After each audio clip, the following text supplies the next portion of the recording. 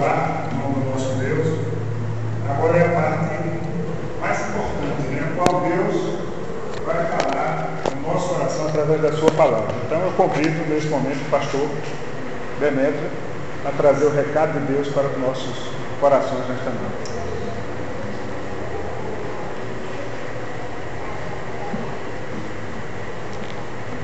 Queremos saudar a amada igreja com a graça e a paz da parte de Deus Pai, do nosso Senhor e Salvador Jesus Cristo. Amém? Meus irmãos, nesta noite nós vamos dar continuidade à exposição sobre as bem-aventuranças que fazem parte do Sermão do Monte. Está registrado no Evangelho de Mateus, capítulo 5, versículos do 1 ao 12. Eu peço à amada igreja que se coloque de pé para fazermos a leitura da palavra de Deus.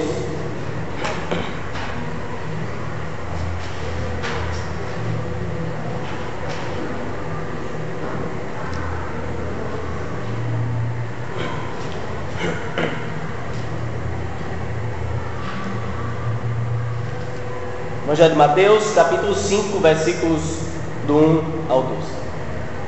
Vendo Jesus as multidões, subiu ao monte, e como se assentasse, aproximaram os seus discípulos, e ele passou a ensiná-los, dizendo: Bem-aventurados os humildes de espírito, porque deles é o reino dos céus. Bem-aventurados que choram, porque serão consolados. Bem-aventurados os mansos, porque herdarão a terra. Bem-aventurados que têm fome e sede de justiça, porque serão fartos. Bem-aventurados os misericordiosos, porque alcançarão misericórdia. Bem-aventurados os limpos de coração, porque verão a Deus. Bem-aventurados os pacificadores, porque serão chamados filhos de Deus. Bem-aventurados os perseguidos por causa da justiça, porque deles é o reino dos céus. Bem-aventurados sois quando por minha causa vos injuriarem e vos perseguirem, e mentindo disserem todo mal contra vós. Regozijai-vos e exultai, porque é grande o vosso galardão nos céus, pois assim perseguiram aos profetas que viveram antes de vós. Que Deus aplique em nossos corações a leitura da sua palavra. Amém? Oremos ao Senhor. Deus soberano, nós não somos nada, Senhor, diante de Ti, pecadores, ó Pai, mas pela Tua graça, Senhor, estamos na Tua presença, porque o Teu Santo Espírito, Senhor, nos fez enxergar o brilho de Cristo, a luz de Cristo, e onde Cristo brilha, as trevas são dissipadas, Senhor. Dissipa, Senhor, do nosso coração qualquer trevas, ó Pai. Dissipa do nosso coração o pecado. E a Tua palavra, Senhor, ela é lâmpada para os nossos pés, é luz para os nossos caminhos, ela é espelho para a nossa alma. Ela é o caminho, ó Pai, que assim ilumina aqueles que estão na Tua presença. Que nesta noite, Senhor, a Tua palavra, Senhor, penetre nos nossos corações. Tua igreja acolha com mansidão a Tua palavra, Senhor. E que Teu Santo Espírito nos ajude na transmissão. Cada palavra deste sermão tem a Tua aprovação, Santo Deus. É isso que nós te levamos, pedimos em nome de Jesus. Amém. A igreja pode sentar-se. Meus irmãos, nesta noite nós vamos falar sobre bem-aventurados os que choram, porque serão consolados. Nós falamos que a palavra bem-aventurança significa feliz. E o Sermão do Monte e as bem-aventuranças descreve o caráter de um cristão e de como um crente no Senhor Jesus Cristo deve viver neste mundo. Nós somos peregrinos neste mundo. O nosso lar é celestial. Mas enquanto vivermos nesta terra, devemos ter algumas qualidades. Nós possuímos algumas qualidades. Qualidades estas que não são naturais, mas que foram implantadas pelo Espírito de Deus. As bem-aventuranças são características de alguém que foi regenerado, transformado pelo Espírito de Deus. Bem-aventurados que choram. Que notícia estranha. Felizes os tristes.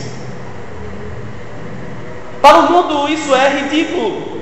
O mundo diz: como alguém pode ser feliz chorando? Na verdade, o mundo faz tudo para que as pessoas não chorem. Nós vivemos numa sociedade pós-moderna, hedonista, onde o prazer é buscado a todo custo. Chorar é sinônimo de ser amaldiçoado, e rir é sinônimo de ser abençoado. Esse é o conceito do mundo. O mundo não aprecia as características de um cristão. É por isso que, se nós vivermos o Sermão do Monte, e todos os crentes no Senhor Jesus Cristo são habilitados para viver o Sermão do Monte, o que vai acontecer? Versículo 11: Bem-aventurados sois quando por minha causa vos injuriarem e vos perseguirem, mentindo disserem todo mal contra vós. A nossa maneira de viver, sendo luz do mundo e sal da terra, vai provocar nos ímpios uma reação de ódio, de rancor, de rejeição, de perseguição. Bem-aventurados os que choram. Meus irmãos, o Senhor não está falando de um choro geral, ou choro que é a dor da vida. A Bíblia fala que existe a dor da vida. Nós poderíamos colocar como o choro geral. Há vários tipos de choro. Nós podemos chorar porque perdemos, na melhor dizendo, um ente querido, e nós choramos. Às vezes choramos porque não alcançamos um padrão, ou porque aquilo que nós ansiamos não conseguimos realizar, e nós também choramos. Abraão chorou por ter perdido a sua esposa Sara. O apóstolo Paulo escrevendo a Timóteo, dizendo que fazia menção de Timóteo nas suas orações, lembrando das lágrimas de Timóteo. Timóteo chorou pela frustração e pelo desânimo.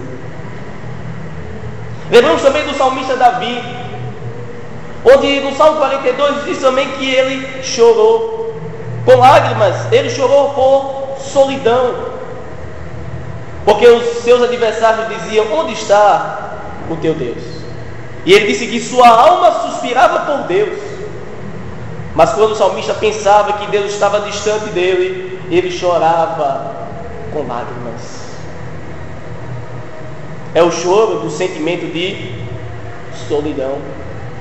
Lembra do salmista Davi, também quando seu filho Absalão morreu. Quando ele recebeu a notícia da morte do seu filho, ele disse: meu filho Absalão, meu filho Absalão, meu filho Absalão. E ele chorou. Eu acredito que está microfonado, não é microfone, não? É? Tá, então tá certo. Meus irmãos, Absalão, filho de Davi, morreu. E a notícia trouxe a Davi tristeza, choro. Ao ponto de os servos de Davi dizer: você talvez se alegraria se nós tivéssemos morrido ou perdido a batalha. Era choro da culpa.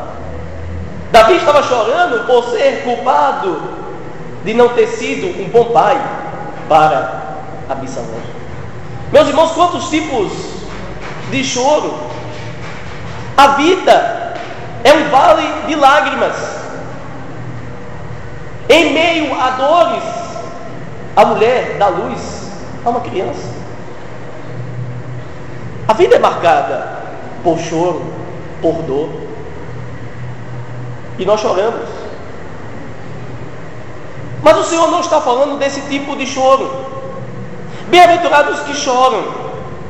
O Senhor também não está falando de alguém que é melancólico, de alguém que é tristonho, de alguém que não demonstra alegria na sua vida. Não, não é esse tipo de alegria, de tristeza. Então, o que significa ser bem-aventurado os que choram? Em primeiro lugar, nós falamos o que não significa. Não significa chorar por culpa, não significa chorar por desânimo, não significa chorar por solidão, Não significa chorar porque não alcançou algo desejado. Lembra de Amon, filho de Davi? Diz que ele chorou, ele ficou doente por não ter possuído a sua irmã. Os irmãos sabem da cena terrível na vida familiar de Davi, e ele ficou doente e chorou por não ter alcançado algo que desejava. Esse não é o tipo de choro que o Senhor está falando. Nós lembramos que no passado, gerações atrás, achava-se que piedade e santidade era vestir um rosto comprido e sério, alguém que não sorria, alguém que não se alegrava. E muitos servos de Deus tinham essa postura, né? Achando que isso era piedade, e muitas vezes se vestia de algo falso, algo que era hipócrita. Colocava na sua feição algo que não era natural, que era falso, para demonstrar piedade e santidade aos outros. Mas passou as gerações, e a geração presente foi para o outro extremo. Você sabia que no cristianismo há a tendência de ir para o extremo ou para o outro extremo? Hoje a concepção de alegria, ou de alguém que é santo e abençoado por Deus, é vestir um rosto alegre. Não é assim? É bom demais servir a Jesus, né? E aquelas pessoas na televisão vestem um rosto de alegria para falar da bênção de Deus sobre a sua vida. Meus irmãos, o Senhor Jesus Cristo diz que o ministério sério também é válido na igreja. O ministério de choro também é válido. Lembra que ele contou a parábola de meninos que estavam numa praça? E ele falou de João Batista. João Batista veio pregando, e vocês disseram, ele tem demônios. E ele compara a pregação de João Batista com uma criança, com crianças que brincavam de uma brincadeira de um funeral, e uma criança grita para a outra: vamos brincar, vamos fazer um culto fúnebre, uma cerimônia fúnebre. E a outra criança dizia: isso é triste demais, eu não quero brincar de funeral. Veio Jesus Cristo e vestiu um rosto mais sorridente, e o que foi que disseram? Esse é comilão, bebedor. E o Senhor usa a ilustração do casamento, né? Todas as crianças brincando de casamento, uma grita para a outra: vamos brincar de casamento, e a outra diz: isso é uma brincadeira muito alegre. Meus irmãos, nós temos uma tendência para ir para os extremos, ou achar que o choro e a tristeza não faz parte da vida cristã, ou achar que tem que ser triste, tristonho, para demonstrar piedade na vida cristã. Mas hoje, especificamente hoje, a conotação é: crente não pode chorar, crente não pode passar por provação, crente não pode passar por sofrimento. Porém o Senhor diz: felizes os tristes, bem-aventurados os que choram. Então nós já sabemos o que não é chorar, o que não é ser bem-aventurado os que choram. Não é o tipo de choro comum do dia a dia, das lamentações nossas.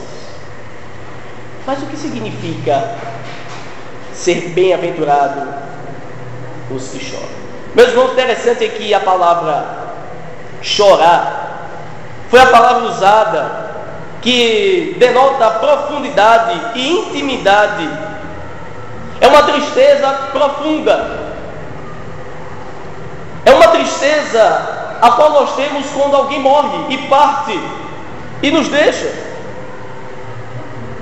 A palavra choro usada pelo Senhor Jesus Cristo denota e significa o choro de alguém que perde um parente. Nós podemos perder algumas pessoas, amigos, e nós choramos. Podemos perder pessoas que conhecemos de vista e nós podemos até chorar. Pessoas que nós nunca vimos e podemos até chorar também pela sua história, pela forma cruel do seu assassinato, da sua morte. Mas quando nós perdemos alguém que está ao nosso lado, que é próximo, como perder um filho, um pai, uma mãe, a dor é uma dor terrível. Esse é o tipo de choro que leva você a ser bem-aventurado. Esse é o tipo de choro que nós seremos consolados. O que significa bem-aventurado os que choram? Significa, meus irmãos, uma tristeza tão grande pelos nossos pecados, que nós choramos, que nós o confessamos diante de Deus e que nós o abandonamos. Esse é o tipo de choro. Bem-aventurados que choram pelos seus pecados. Bem-aventurados aqueles que se entristecem por conta do seu pecado. E duas coisas acontecem: nós nos entristecemos com o pecado e fazemos algo a seu respeito. Nos entristecemos com o pecado e fazemos algo ao seu respeito. Na segunda carta de Paulo aos Coríntios,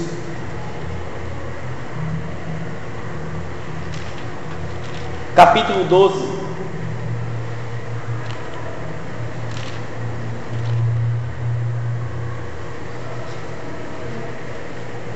a partir do versículo 20,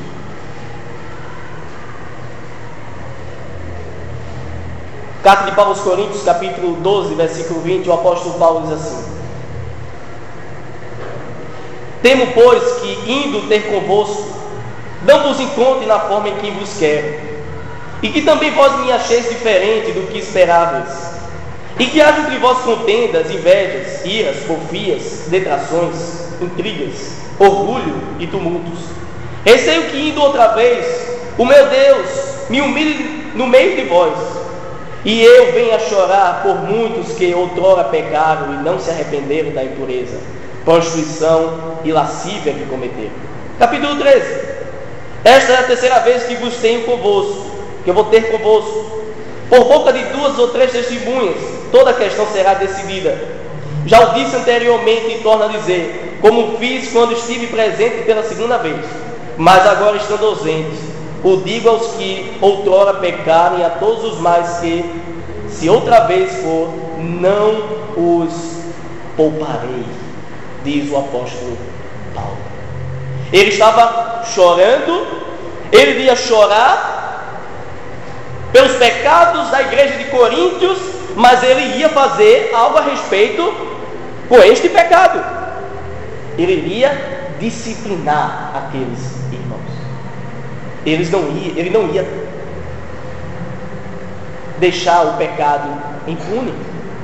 Meus irmãos, o amor disciplina. O amor repreende. O amor ensina. O amor do apóstolo Paulo, a igreja do Senhor, a igreja de Coríntios, ia levá-la a chorar por seus pecados. Mas ele ia fazer algo a respeito com o pecado. Iria tratar o pecado. Iria extirpar o pecado do meio do povo de Deus. E nós temos aqui, ele diz que através de 2 ou 3 testemunhas tudo seria estabelecido. É o mesmo processo que o Senhor Jesus Cristo fala em processo de disciplina. Se o irmão pecar contra o outro irmão, vai até ele. E se conseguir convencê-lo, ganhaste o teu irmão. Mas se não se arrepender, chama o quê? 2, 3 testemunhas. E se ainda permanecer no pecado, leve a igreja. E se não havia igreja, considere que o publicano ir. Gente, o apóstolo Paulo estava indo para o meio da igreja para tratar o pecado da igreja.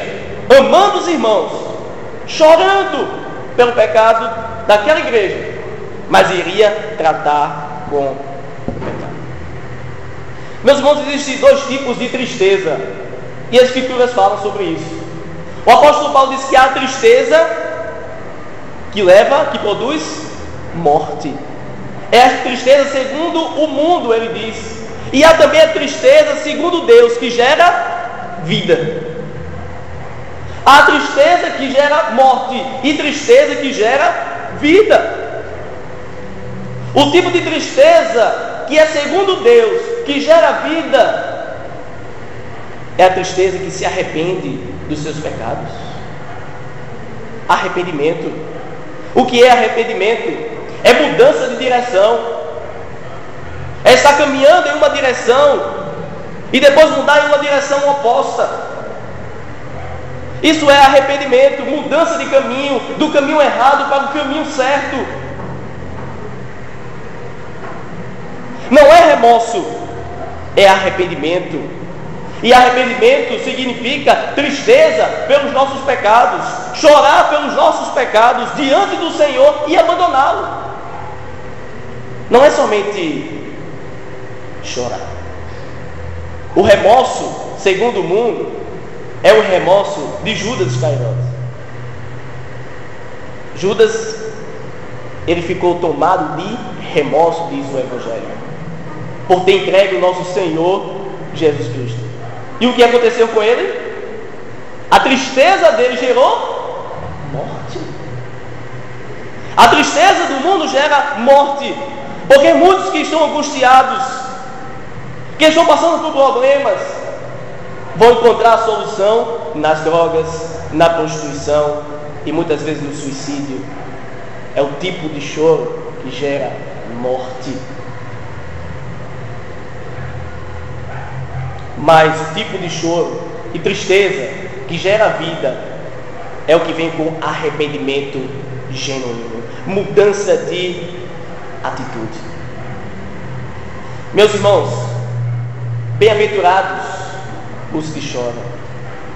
Chorar significa o choro interior, é um choro espiritual que reconhece o seu pecado, reconhece diante do Senhor que precisa ser purificado, reconhece diante do Senhor que se Ele não vier perdoar os nossos pecados, estamos perdidos. E é uma tristeza que vai gerar júbilo, é uma tristeza que vai gerar alegria. O salmista Davi, no Salmo 32, ele nos diz, no versículo 1: bem-aventurado aquele cuja iniquidade é perdoada, cujo pecado é coberto. Meus irmãos, bem-aventurado, feliz, aquele que tem os seus pecados perdoados. Interessante que o salmista diz que enquanto ele calou os seus pecados, houve dor, houve choro, houve gemido. Versículo 3: enquanto calei os meus pecados, envelheceram os meus ossos, pelos meus constantes gemidos todo dia, porque a tua mão pesava dia e noite sobre mim, e o meu vigor se tornou em sequidão de estio. Enquanto ele ocultou o seu pecado, o pecado que ele cometeu com Betseba, mas no momento em que ele foi confrontado com a palavra de Deus através do profeta Natã, e ele sentiu o peso do pecado, ele chorou por conta deste pecado. E ele fez algo a respeito com esse pecado. Ele confessou diante de Deus.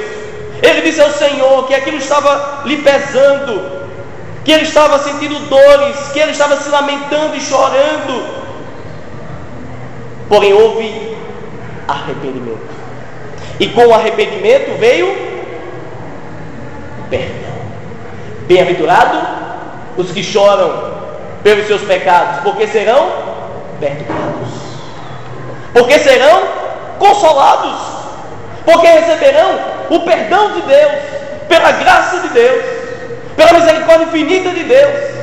Receberemos o seu perdão, a sua absolvição, se chorarmos pelos nossos pecados. E nós devemos chorar mesmo pelos nossos pecados. Tiago diz: achegai-vos a Deus, e Ele chegará a vós outros. Chorai, lamentai, transformai o vosso riso em pranto, a vossa alegria em tristeza. Humilhai-vos na presença do Senhor e Ele vos exaltará. 2 Crônicas, capítulo 7, versículo 14, nos diz: se o meu povo, que se chama pelo meu nome, se humilhar e orar, e se arrepender dos seus maus caminhos, eu ouvirei dos céus, perdoarei os seus pecados e sararei a sua terra. Nós devemos chorar pelos nossos pecados, mas seremos consolados, receberemos o perdão de Deus. E a vida cristã é uma vida marcada por choro. Nós vamos chorar pelos nossos pecados durante toda a nossa vida cristã. É por isso que o apóstolo João disse: confessar os nossos pecados. Nós vamos chorar pelos nossos pecados. Mas em seguida vem o júbilo, a alegria do perdão garantido por Deus. Nos lembra muito do apóstolo Paulo, na sua carta aos Romanos, onde no capítulo 7, ele diz: ai de mim, desventurado homem quem sou, quem me livrará do corpo desta morte?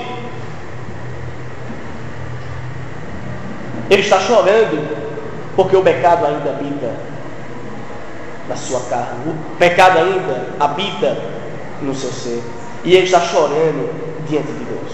Todo servo de Deus deve clamar como Paulo: desventurado homem que sou, quem me livrará do corpo desta morte? Meu irmão, se você não chora pelos seus pecados, se você não se arrepende dos seus pecados, fica a pergunta: será que o Espírito de Deus habita em vós?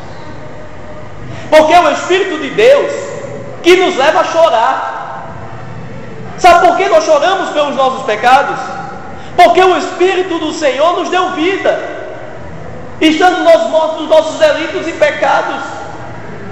Se o Espírito de Deus não nos fizesse chorar pelos nossos pecados, jamais iríamos dar as costas para Ele. O homem natural ama o pecado. O homem natural, ele não quer dar as costas para o pecado. O homem natural, ele não tem força para dar as costas para o pecado. Mas um dia, nós olhamos para trás e deixamos o pecado, damos as costas para ele, porque o Espírito de Deus nos chama das trevas para a maravilhosa luz. Porque o Espírito do Senhor nos concedeu a fé salvífica, o arrependimento para a vida. Nós choramos porque o Espírito de Deus implantou no nosso coração uma nova vida. Nos tornamos uma nova criatura, e o Espírito Santo nos dá uma visão correta do pecado. Passamos a enxergar que o pecado é algo terrível, que o pecado nos afasta de Deus, que estamos distantes do Senhor, que estamos transgredindo a lei de Deus, e aí nos arrependemos, choramos, confessamos e somos consolados pelo perdão e graça de Deus. Bem-aventurados os que choram, porque serão consolados. Mas não somente choramos pelos nossos pecados, também devemos chorar pelos pecados do povo de Deus. Meus amados, o profeta Jeremias foi chamado para profetizar de que o julgamento viria sobre o povo de Deus, e ele saiu pregando nas ruas em meio às lágrimas. Leiam Lamentações de Jeremias, pois vocês verão um livro de lágrimas, de choro pelo pecado do povo de Deus. Jeremias chorava quando o povo rejeitava a voz de Deus. E nós devemos chorar pelos pecados do povo de Deus. O Senhor Jesus Cristo chorou diante do pecado de Jerusalém. Jerusalém, Jerusalém, que persegues e mata os profetas. O Senhor chorou diante de Jerusalém, porque Jerusalém rejeitou a mensagem de Deus. Devemos chorar sim, por causa do pecado do povo de Deus. Meus amados, às vezes quando nós enxergamos um irmão em Cristo pecando ou escandalizando a igreja, às vezes alguns acham isso motivo para riso. Alguns irmãos se alegram com o pecado do outro irmão, com o escândalo do outro irmão, quando deveriam chorar. Chorar porque aquele irmão em Cristo que outrora estava nos caminhos do Senhor, agora está afastado da presença de Deus, está no pecado. Nós devemos chorar por eles, nós devemos orar por eles, e assim seremos também consolados, se orarmos por aqueles que estão em pecado, que se afastaram da presença do Senhor. Não somente choramos pelos nossos pecados, mas também devemos chorar pelos pecados daqueles que nos cercam, e orar por eles, e clamar ao Senhor por eles, e derramar lágrimas por eles, e seremos consolados pelo Senhor. Choramos pelos nossos próprios pecados, choramos pelos pecados do povo de Deus, mas também choramos pelo pecado no mundo. Quando olhamos para o mundo e vemos a situação terrível e lamentável daqueles que estão nas trevas, isso deve nos levar também a chorar. Isso deve nos levar também à tristeza diante do Senhor. Deve nos levar a orarmos por eles, a ter paixão por eles, a pregar o Evangelho de Cristo a eles, porque estão nas trevas, porque estão perdidos, porque estão caminhando rumo ao inferno, e nós conhecemos a verdade, precisamos avisá-los que eles estão indo para o inferno, que eles serão condenados. Lembra do Senhor Jesus Cristo, quando ele foi ressuscitar Lázaro, e chegando lá, ele chorou. E muitos dizem, e é verdade, ele chorou porque ele amava a Lázaro. Mas preste atenção, se você tivesse o poder de ressuscitar alguém, e um amigo seu tivesse morrido, e você fosse chamado, e você tendo esse poder, vai ao encontro do seu amigo, e você sabe que vai ressuscitá-lo. Chegando lá, você deveria o quê? Se alegrar. Eu tenho poder para ressuscitar, ele vai em minha vida. Jesus deveria se alegrar, mas ele chorou. Sabe por quê, meus irmãos? Porque lá no princípio ele criou todas as coisas. João diz, no princípio. E quando ele criou todas as coisas, a coroa da criação era o homem, a imagem e semelhança de Deus. O homem que era santo, o homem sem pecado. Porém o Senhor chora, porque o pecado gera a morte. Porque o pecado nos leva ao pó. Porque o pecado é algo terrível, e manchou, e maculou a humanidade. E Cristo estava presente neste mundo para morrer em nosso lugar, para receber as consequências e as penalidades deste pecado, sendo ele o segundo Adão, conquistando o que o primeiro Adão perdeu, o paraíso, a vida eterna, para aqueles que o Pai escolheu desde toda a eternidade. Bem-aventurados os que choram. Por que são bem-aventurados? Porque serão consolados. Se choramos pelos nossos pecados, teremos o perdão, seremos consolados. Se choramos pelo pecado do povo de Deus, oramos e seremos consolados. Se choramos pelo pecado do mundo, oramos e pregamos e seremos consolados. O Senhor diz: vinde a mim, todos quantos estão sobrecarregados. Vinde, e eu vos aliviarei. Seremos consolados. E finalmente, quando o Senhor nos chamar para a sua presença, também seremos consolados por Ele. Apocalipse diz que Ele enxugará dos nossos olhos toda a lágrima.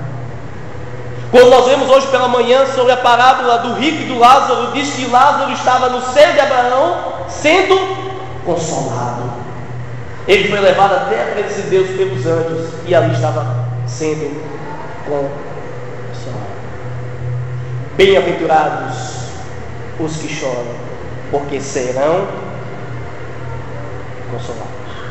Porém, aqueles que riem, que zombam do pecado, não serão consolados, mas vão chorar de remorso e receberão a justa sentença do Senhor, a justiça e o juízo de Deus, e se perderão por toda a eternidade. Não serão consolados, mas os que choram pela tristeza do pecado serão consolados, e por isso são felizes, por isso são bem-aventurados. Meus irmãos, que o Senhor Deus nos abençoe, nos ajude a chorarmos pelos nossos pecados. Chore pelos seus pecados, se derrame diante de Deus, e tu encontrarás consolo, porque o perdão do Senhor Ele nos dará. Que Deus nos abençoe. Amém? Nós vamos realizar a ceia do Senhor e nós vamos descer até a ceia. Convidamos nosso irmão Marcelo também para participar conosco.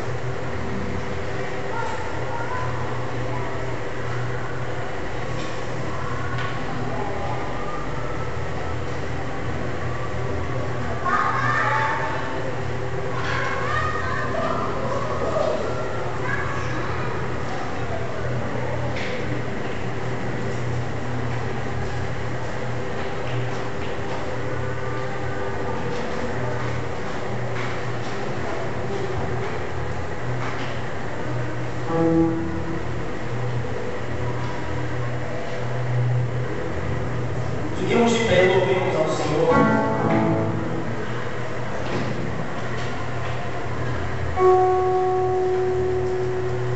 Com a ceia